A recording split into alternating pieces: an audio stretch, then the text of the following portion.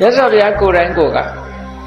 အိမ်တောင်ဘက်တီနဲ့ပတ်သက်ပြီးတော့ဟောထားတဲ့သုတ်တန်တစ်ခုရှိတယ်။တံဝါဒသုတ်လို့ခေါ်တာ။အိမ်တောင်ဘက်တီရဲ့အမျိုးအစားကိုခွဲလိုက်တယ်။အမျိုးသားကကိုချင်းသီလရှိတယ်။အမျိုးသမီးကကိုချင်းသီလမရှိဘူး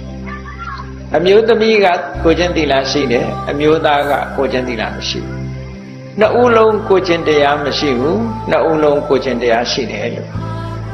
အိမ်တော်စု၄မျိုးခွဲခြားပြီးတော့ဟောထားတာရှိအဲ့တော့အကောင်းဆုံးအိမ်တော်စုဆိုတာဘာလဲလို့ဆိုရင်အမျိုးသားကလည်းကိုချင်းသီလရှိတယ်အမျိုးသမီးကလည်းကိုချင်းသီလရှိတယ်ဆိုလို့ရှိရင်တော့ဒါပြည့်ပြည့်စုံတဲ့စက်တည်ရှိတဲ့သီရိကေဟာဖြစ်တာဒီထဲမှာသားတွေသမီးတွေကလည်းပဲ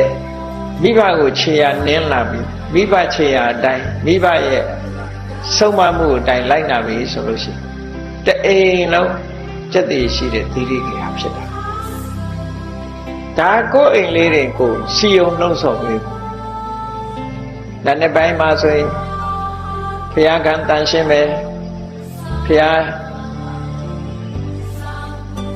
ရေချမ်းတို့ပန်းတို့ဆက်ကလှူဒန်းမယ်ညဆိုရင်စီမီဆက်ကလှူဒန်းတယ်